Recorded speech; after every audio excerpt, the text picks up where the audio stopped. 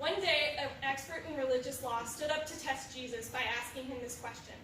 "Teacher, what should I do to inherit eternal life?" Jesus replied, "What does the law of Moses say? How do you read it?"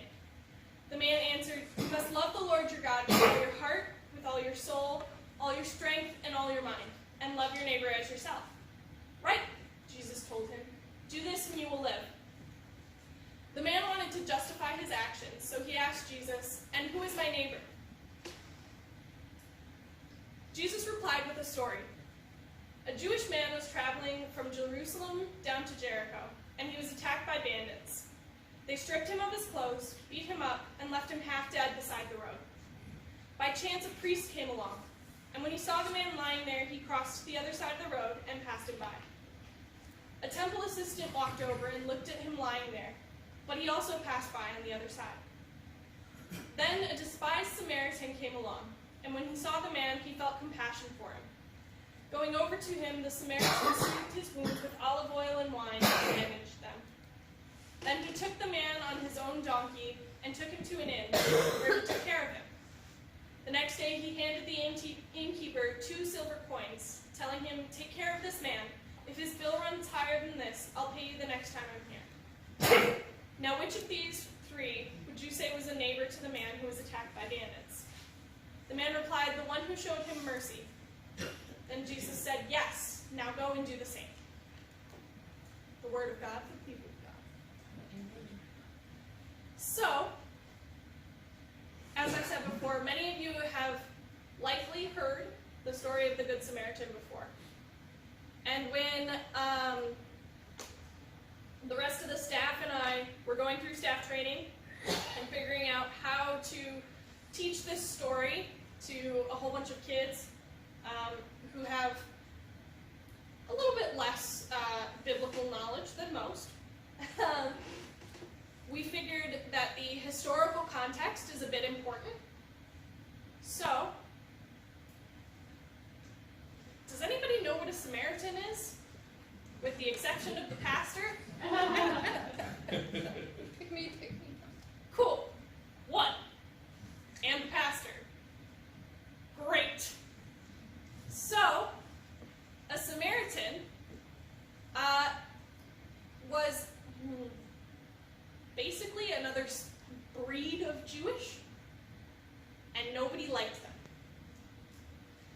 Everybody thought that the Samaritans had nothing good to give the world, and they treated them very poorly. They didn't interact with them, they didn't talk to them, nothing. So, when we were going over this story, knowing that, and knowing that a priest and a Levite, or a temple assistant, went on the other side of the road, people who you should expect to help this Jewish man, and then the Samaritan, the one that everybody hated, that the Jewish man probably would have said, "No, don't help me," if he wasn't dying, came over and helped him, we were a little shocked. And when the expert in religious law was hearing this, he also would have been a little more than shocked. He would have said, "Excuse me? You're expecting me to believe that a man who I despise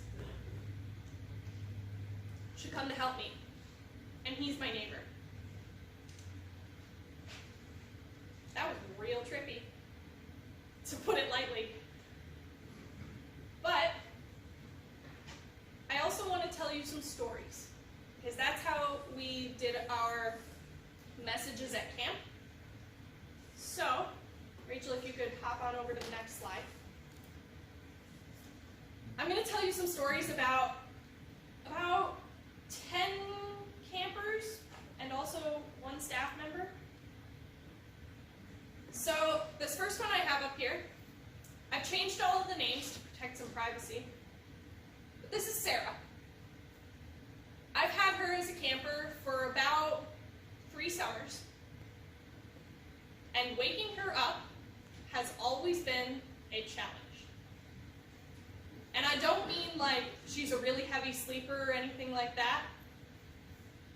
I mean, if I go up to her, she will actively fight me in the mornings to avoid getting out of bed. Until this summer, one thing I didn't know about Sarah is that she's on the autism spectrum. And before her mom left this summer for the week, she said, "So I know that getting her out of bed is a bit of a struggle." And I said, "You can say that again." And she said, "Usually what I do in the mornings is I play a YouTube video. And that gets her out of bed." And I said, "Great. Except I don't have much service. So we're going to try some other things, but I'm sure it'll be great." And her mom said, "Fabulous." So her mom leaves, and a couple hours before bedtime, I go up to Sarah and I said, "Hey, so you know getting you out of bed is a bit of a fight." And she said, "Yeah, I do." Because, you know, she's the one putting up the fight. And I said, "So what do you think would be the best option to get you out of bed in the mornings?" She said, "I have no idea." And I said, "Excellent." That's exactly what I wanted to hear. It was not. But I said excellent anyways. In past years, when trying to get her out of bed, we had missed breakfast, missed swim time because there was a nap period in between lunch and swim time. We had been late for activities, and she has fallen asleep in the middle of a field and then sworn at me and tried to punch me because I was trying to wake her up.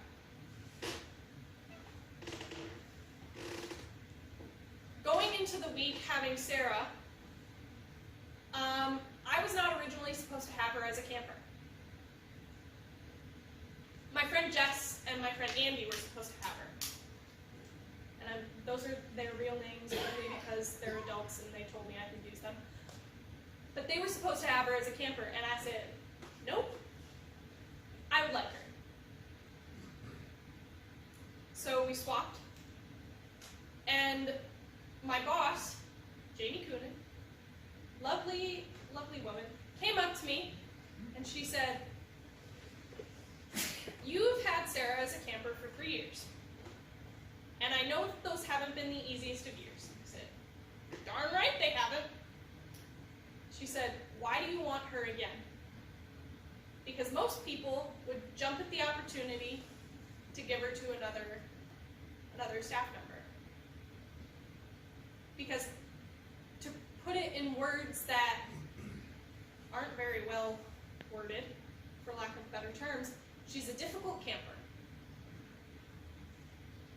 And I said, because when she comes to camp, I can be a bit of consistency for her. I kind of know what I'm doing when waking her up. And this year, I have never seen that girl smile bigger than in that picture right there. Never.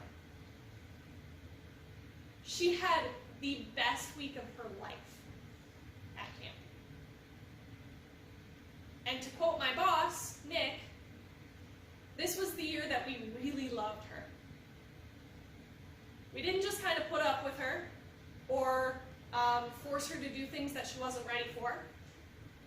We really loved her this year. If you could go on to the next slide. This is Ashley. And she is so quiet that you almost have to have your ear directly next to her mouth in order to hear her speak. I had her as a camper my first summer, so 4 years ago, and she did not speak to me for a solid day and a half, and she was only there for 3 days.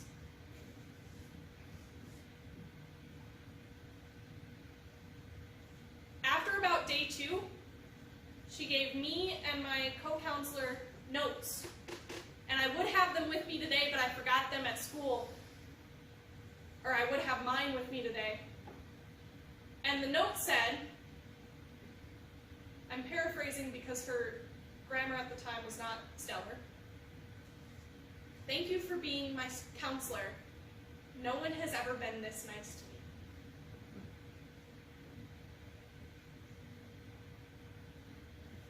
She is the kind of kid who needed camp, if for no other reason than to talk to people. She's still really quiet. However, if I see her, she is one of the sassiest people I know. She plays pranks, she teases people, and if I walk up to her and I say, "Hey, sassy pants," she grins so big, because she knows. She knows.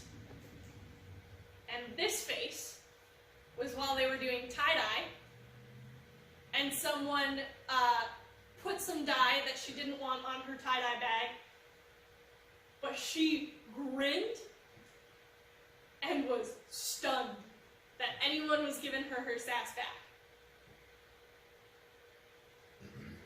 You could go to the next slide. In this picture, you'll see a paddle boat, which looks a little different than I'm sure some paddle boats that you're used to look like. At Pine Lake, we have adult special needs camp. And it's honestly probably some of my favorite weeks of the summer. In the yellow there is my boss, Nick. And right next to him is a very good friend of mine named Paul. Now, Paul has muscular dystrophy, and so every year we've seen him deteriorate a little bit more, but he is sharp as a tack. The first time I met him, he reminded me of my dad because he was so willing to throw crap with the best of them. A little bit less willing to get it back, but willing to give you all of the crap. My first summer, he said to me, "I don't think I've gone swimming in 5 years." Next time he talked to me, it was 8 years. Next time he talked to me, it was 10, and then 11, and it just kept getting longer. So after I played basketball with him one day, I said, "You know what, Paul? This year's the year we get you in the water." This was my first summer. I had no idea what I was doing. But he said, "Okay." And the next day, we got this man in the water for the first time in, I have no idea how many years, because the number kept changing. And the water's a bit of a scary place for him because he doesn't quite trust his legs to hold him up like they used to, because they don't. So this year, he said, "I want to get in the water again." And we said, "All right, whatever you want, Paul. We'll make it happen." And as we got closer to the water, it started getting a little scarier, because as you can't tell in this photo, Paul is well over 6 feet tall.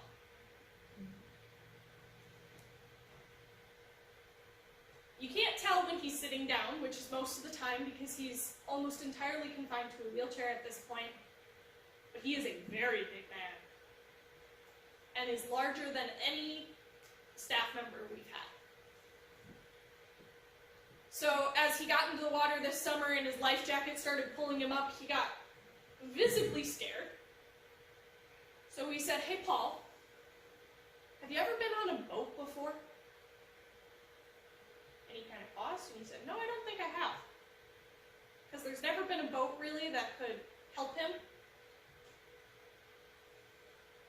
So we got him on a boat. The first time in his life that this man has ever been on a boat was at camp. Because there was finally a boat that he could get into and get out of. fairly easily. When they got to the middle of the lake, he asked Nick, "How deep is it here?" And Nick said, "I don't think you want me to answer that question." And he said, "Just tell me." And Nick said, "Over 20 feet deep." And Paul responded, "You're right, I did not want you to answer that question." But he had a great time. We could go on to the next slide. This is Pat. He's another one of our adult special needs campers. And when he speaks, it's really hard to understand him. He speaks very quickly, very quietly, and all of his words kind of mush together. And he repeats things a lot.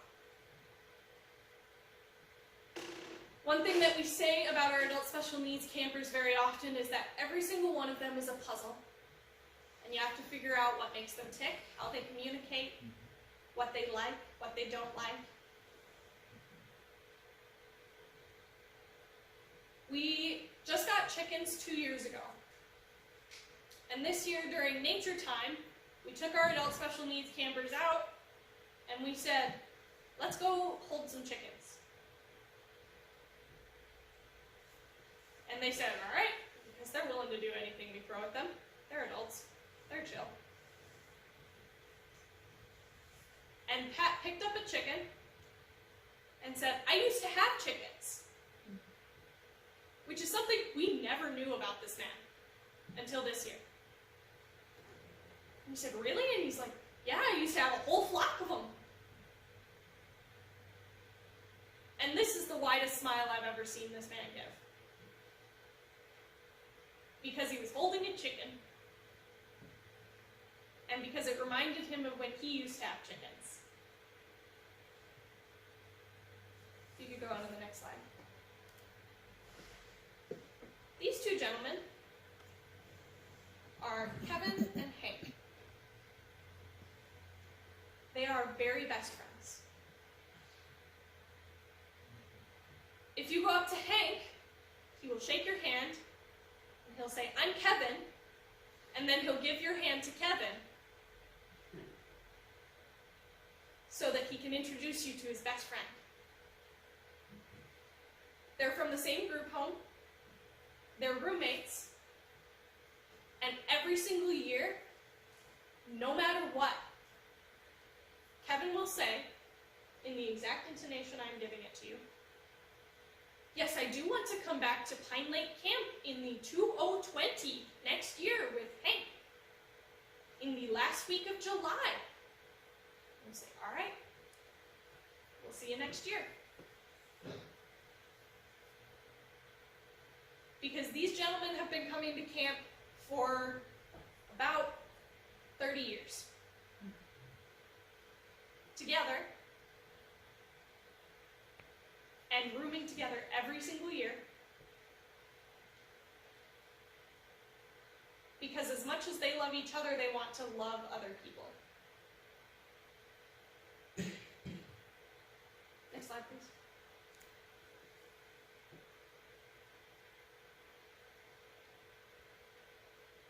This man is called Charlie. And I didn't meet him until this year. He's a brand new camper, which is sometimes a little intimidating for our adult special needs campers and for our staff, because we don't know what we're coming into. What you'll see him showing you, this RC police car, is his prized possession. It went everywhere with him. And when I say everywhere, I mean including the bathroom. Everywhere. He has a lot of tics and doesn't communicate verbally very well. Or at least in the way that we understood it. But over the course of the week, we got to uncover and figure out one of the sweetest men I have ever known. If there was a counselor sitting somewhere in a room, he would sit next to that counselor, turn on his car, drive it out, drive it back in, pick it up, scold it for going somewhere, turn it off, and set it back in his lap, and just sit next to you. If another counselor came into the room, he would immediately go and sit next to that counselor, because he wanted to make sure that every counselor got a chance to see his car, multiple times a day.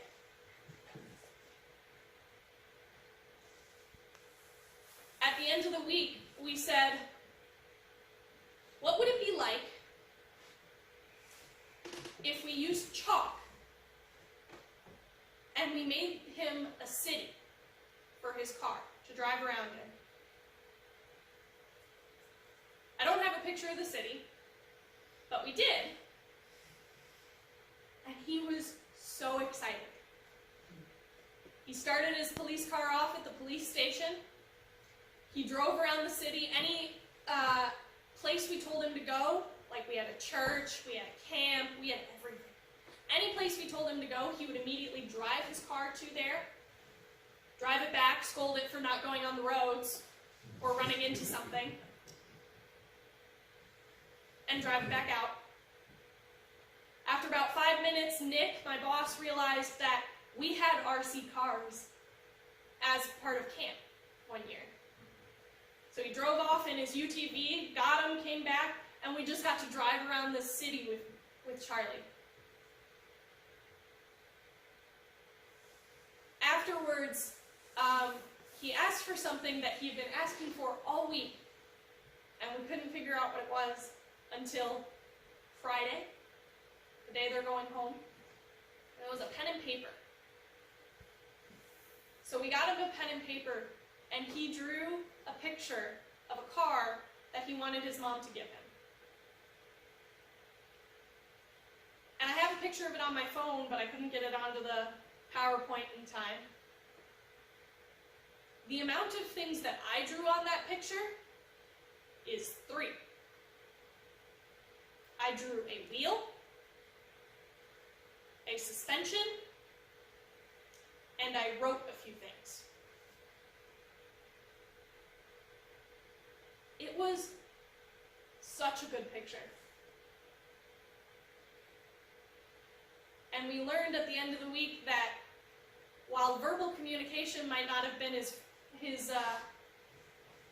best mode of communication, drawing was stellar for him.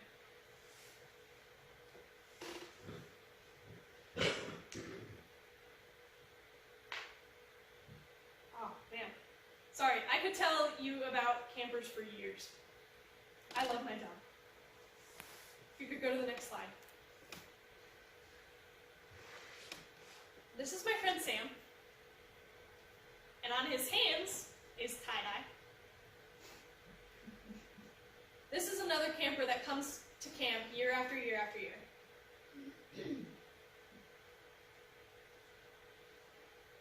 And every time we see him, he connects a little bit better with the staff than he does with the other campers.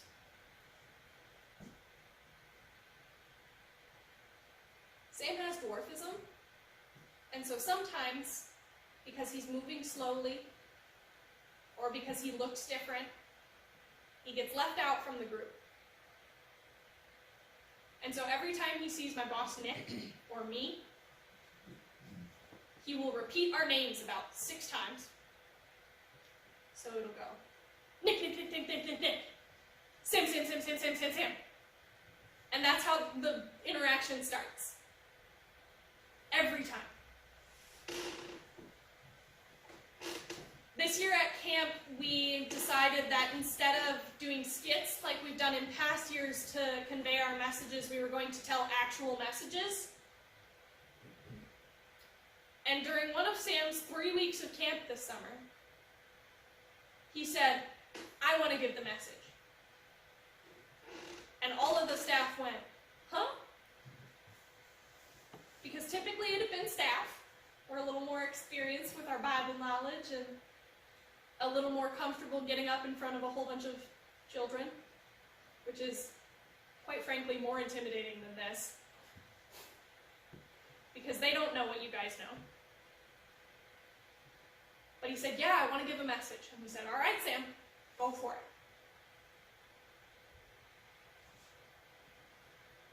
He got up and delivered one of the shortest messages I have ever heard. At most, this message was about 5 sentences, in which he told his peers about how at school, sometimes he feels left out.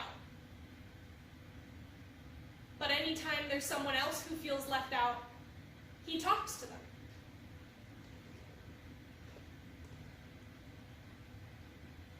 And he just kind of paused and stood up there and grinned, and everyone else cheered.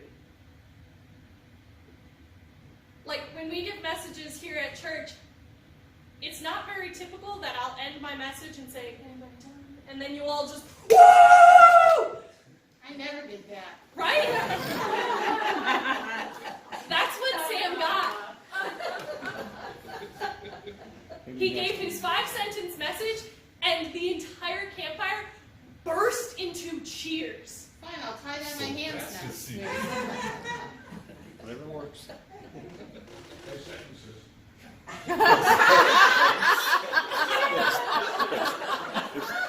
Point taken. They burst into cheers because they had never seen someone do what Sam did. They had never seen a camper stand up in front of his peers and tell them about his experience, his story, so purely and wholeheartedly as Sam did. If you could go on to the next slide. This is Jesse. He's another one of our adult special needs campers. And I talk a lot about adult special needs because it's something very specific that we do at Pine Lake. Even though every United Methodist camp in the country needs to have some sort of special needs camp, we chose to serve as adults. And the amount of camps that do that is very low. But it's one of the most fulfilling things I've ever done. Even though the first time I was going into it, I was scared out of my mind. Because they told me you're going to have to help people go to the bathroom. You're going to have to help people shower. And I said, huh?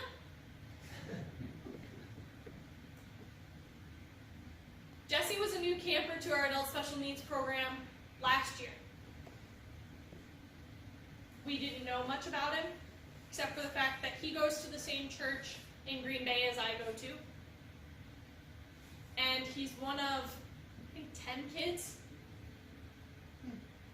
And his siblings take turns going to the assisted living facility where he lives and just visiting him and taking care of him.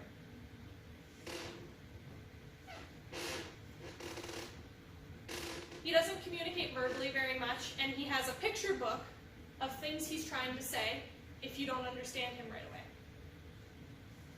But he's very adept at saying yes and no. So because we wanted to make camp as least restrictive as possible his first summer, we learned to ask a lot of yes or no questions.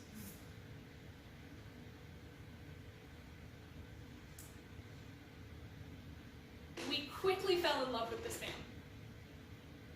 So when he came back to camp this year, we told his sister and her husband, who were dropping him off, that this man is a local celebrity, which he is. He's got a fan club, and we were all so excited to see him.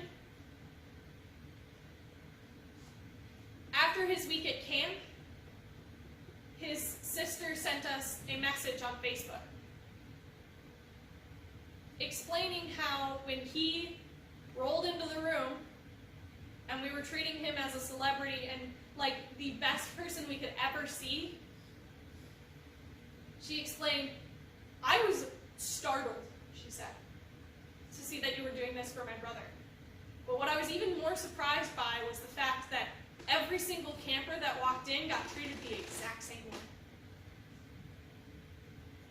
Because your staff really loves these campers. And she said, I can see why 51 weeks out of the year, Jesse's talking about going back to camp.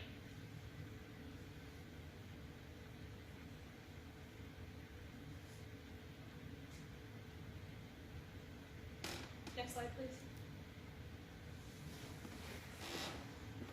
This is my friend Pam. Her first summer at camp was also my first summer. Her daughter worked at camp. And she is sharp as a tack.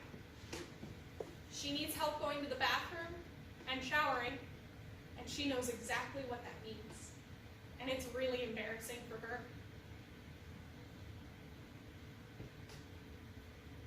She finds her way through this embarrassment by making fun of people. And so because I've worked with her for 4 years, if there's somebody new, or 2 people who are new in helping her, she will kick one of them out and ask them to find somebody who knows the routine, which typically means find Emily. Even if she doesn't remember my name most of the time, because I've changed my hair every summer I've worked at camp.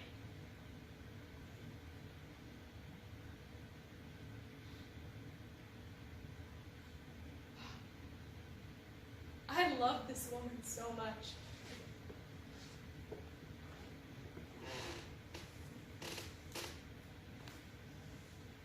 When her family comes to pick her up, they always get worried that she might not have liked her week at camp because of how much help she needed.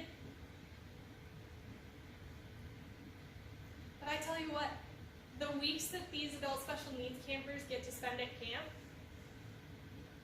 are weeks that people see them in ways that people don't typically see them.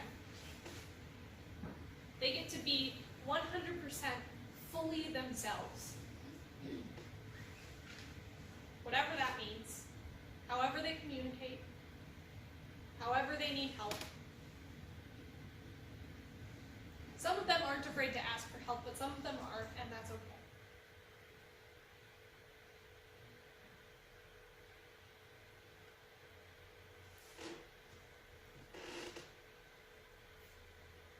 Pam was the first person I ever showered.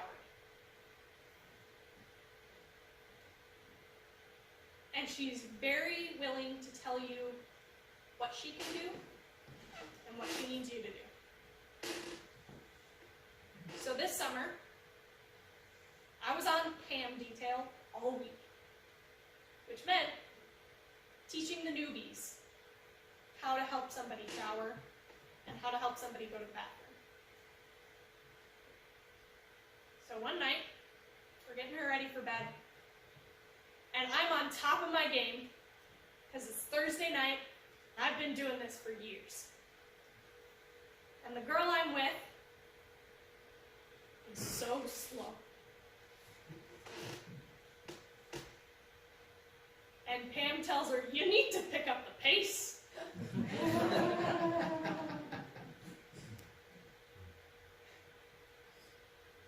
And so I just start making fun of my coworker, to Pam's amusement.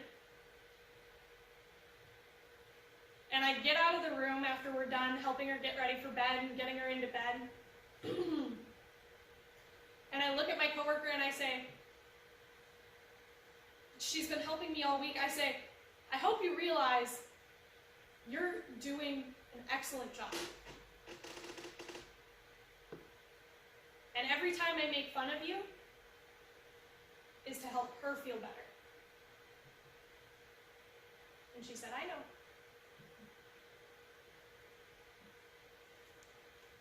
You could go to the next slide.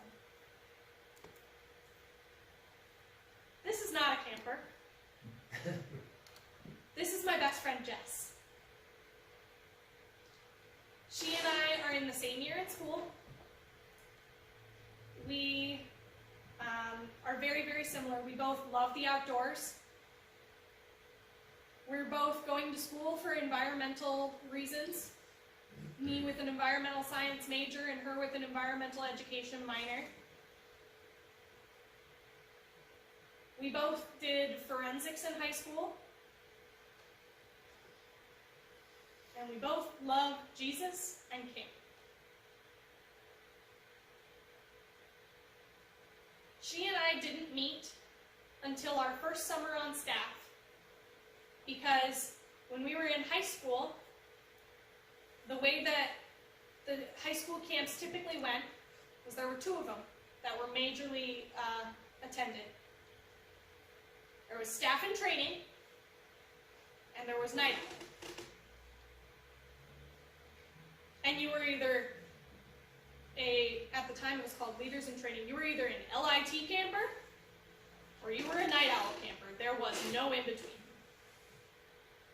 And if you were a night owl camper, you were a night owl camper who went to LIT. Because that's how we defined ourselves. So Jess went to LIT because she got 2 weeks of camp for the price of one. She got to spend 1 week learning how to be a counselor and another week being a counselor. And I went to Night Owl because I said, this is the camp my brother wanted to go to, and this is the camp where I have friends. Our first year on staff, Jess and I were the token 18-year-olds because they thought that hiring people straight out of high school was a risk. And you could only have a couple of them because we didn't have the work ethic that returning staff had.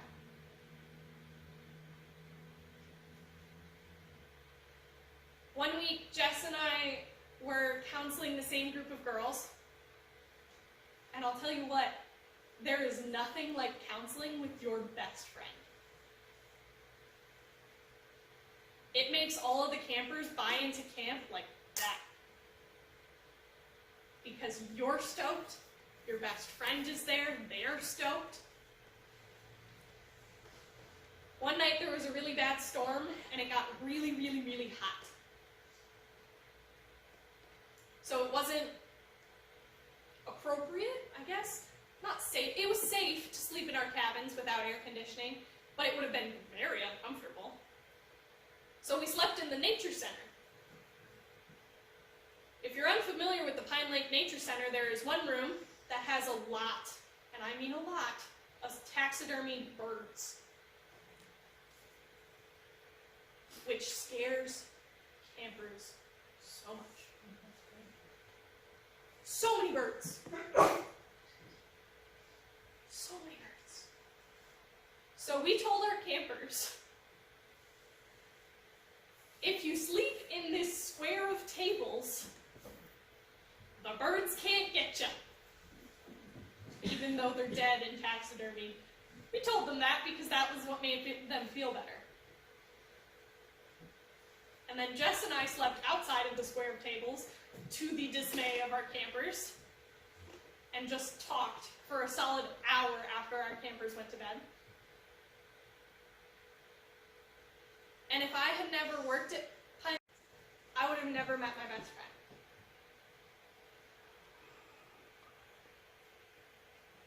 Because the main thing that connects us is the fact that we both worked at camp, we both love Jesus, and we both love camp. If you could go on to the next slide. This is Kelly. And while she's smiling in this picture, I have never seen someone who doesn't want to be at camp as much as Kelly didn't want to be at camp. She came with her cousin, so I thought, oh, great, built-in friend. She's going to love it. And I asked her after the first day, how are you liking camp? And she said, I don't. And I said, excellent. Not because it was excellent, but because I didn't want to tell the camper that them not having a good time was me not doing my job.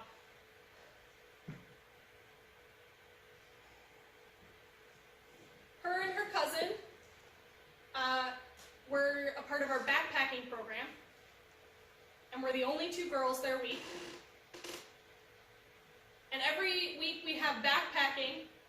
We have the campers name their tents as a way of taking ownership.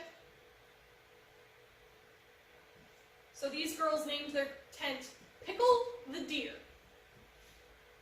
after a weird drawing that they made in class that they named Pickle, and it was a deer. Our campers that week never slept in the same place more than one night in a row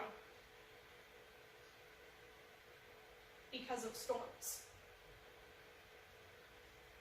So the first night they slept in their tents, all was great, all was fine, all was dandy. The next night, their tents flipped, and all of their stuff got soaked. So they spent the night in a cabin in the main camp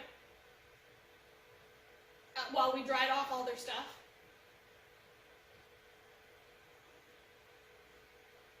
The next night,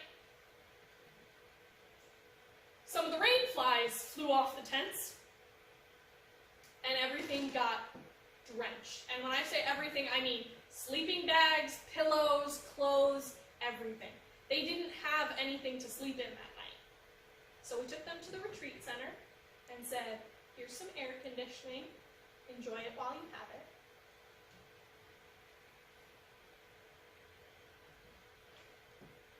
Then the fourth night, they got to sleep either in their tents again or in hammocks, which they woke up from at around 3 a.m. when dew started to fall and said, we're going back to our tents.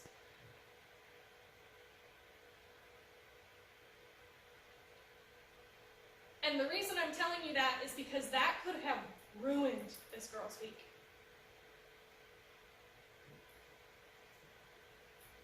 And every time we told her, we're going to go sleep somewhere else, she took it in stride with a smile on her face, surprisingly, and said, okay.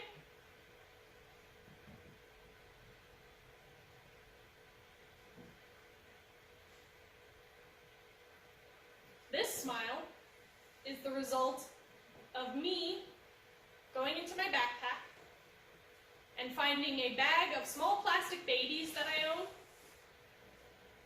for reasons that I think are comedic but that everybody else thinks are creepy. And I said, Kelly, I'm giving you this because I think you'll enjoy it. And I gave her a small plastic baby. And she grinned bigger than I'd ever seen her grin and said, this is kind of weird. And I said, sure is. And she said, his name is George, I will love him forever. And so this was her burying him in sand. And when I say small plastic baby, I mean this big.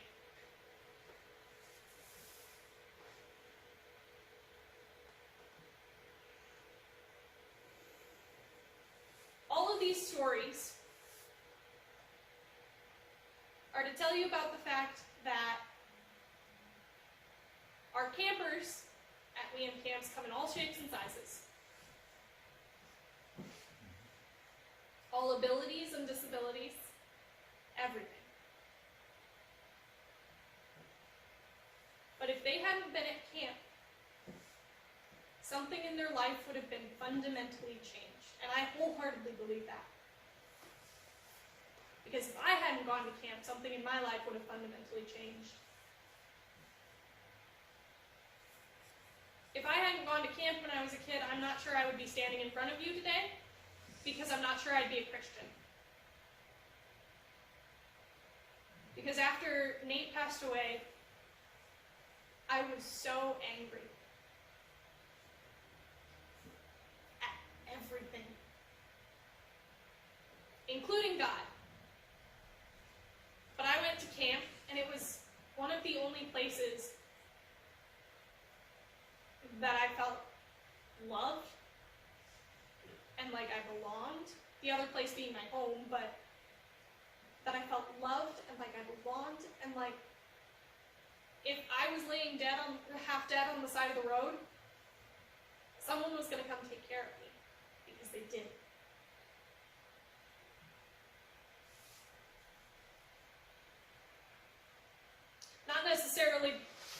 giving an innkeeper 2 silver coins, which was 2 weeks' wage at the time, and telling him to take care of me, but in the fact that, in the words of Ashley, no one had ever been that nice to me.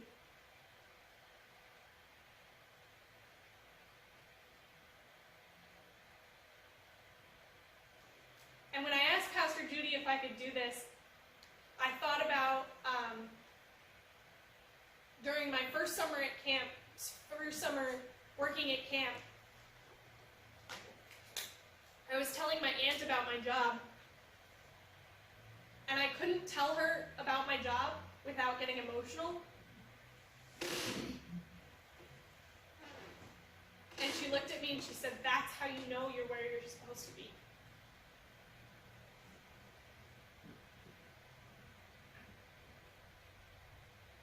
And to this day, I still get emotional, obviously, because of these campers, of these kids and these adults, and because of my best friend, who wouldn't be in my life had I not gone to camp and worked at camp.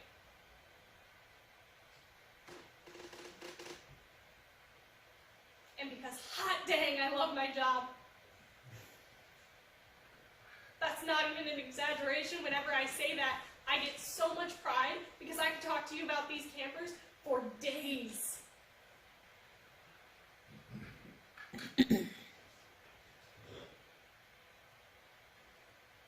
They are the reason that Pine Lake and Lake Lucerne exist. I'm the reason that Pine Lake and Lake Lucerne exist. You guys are the reason that they exist.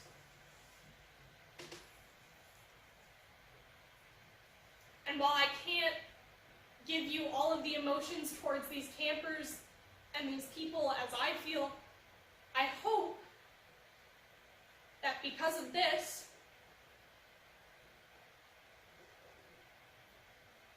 you can connect the story of the Good Samaritan, an oxymoron at the time, to the fact that some of these people might not be here without us.